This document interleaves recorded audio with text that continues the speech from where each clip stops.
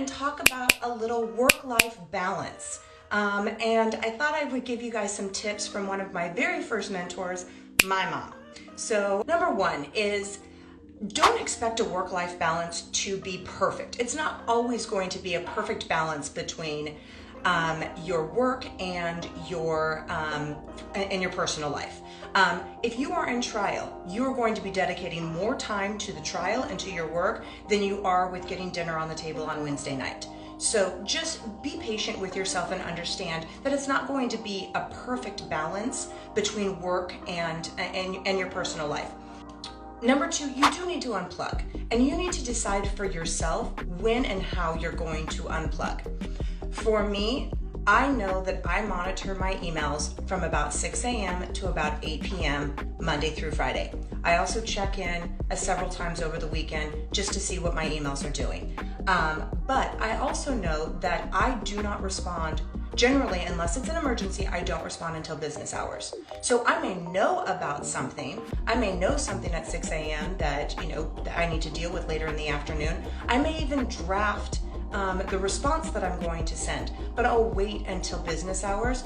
For me, this helps keep, expectations of when and how I'm going to be available to my client, to opposing counsel.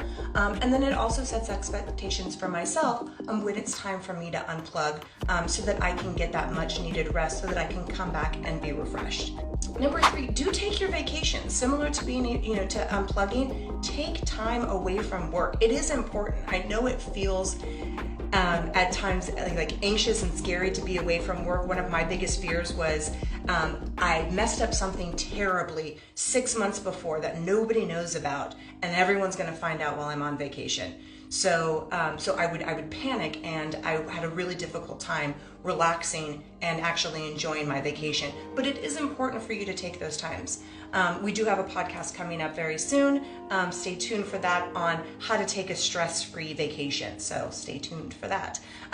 But one tip that I can offer you, and again, I did not come up with this one, but I'm sharing the ones that I like and I know, is if you're working on a billable hour and you've got a minimum billing requirement, or your firm has a billing incentive, you bill X amount of hours above your minimum billing requirement, and you earn yourself a bonus.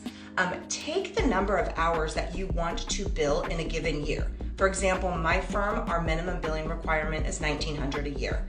Other firms, $2,000 a year. If you want to earn a bonus, take whatever number that is. Divide that by 50 instead of 52. So divide it by 50 weeks, and now you have the number of hours you need to bill in any given week. You've now created an opportunity for you to meet your minimum billing requirement, and if you added hours, earn yourself a bonus and take a 2-week vacation throughout the year. Absolutely invaluable. I wish I would have known about this earlier. I like to have designated days on things that I'm going to do. For example, I do my menu planning and my grocery shopping on Saturdays. I'm not going to bother with the grocery store during the week. I'm too busy. I've got too much stuff going on work-wise. I don't need to worry about that. I also menu plan, so I know what's happening on any given day of the week. I know what we're having for dinner, if we're going out to dinner, or if my husband's getting a grilled cheese that night. I also like to do, I work from home on Mondays and Fridays. I also don't set meetings on Mondays or Fridays if I can help it. My assistant knows, and everyone on my team knows, not to offer meetings for me on Mondays or Fridays. If I need to do it, I will set it for myself. But I prefer to keep those days open, because Monday I use to plan the week, and Friday I use to wrap up whatever I didn't get to for the week. I also designate times. I do not set meetings before 11 a.m. And the reason for that is most of my court hearings are at 8:30 in the morning. If I set a meeting at 10 a.m., there is a likelihood I'm going to have to push that meeting, or I'm going to have to cancel if my 8:30 calendar call goes late. So I just make it a habit. I just don't set anything before 11 a.m. Even if I don't have a hearing on for that day, because I do offer myself to the rest of my team that if they have a conflict, I'll be able to step in and help them out. So I like to keep that, 8:30 to 11 time slot open during the day, so that if I do need to step in and help somebody else out with a calendar, I can.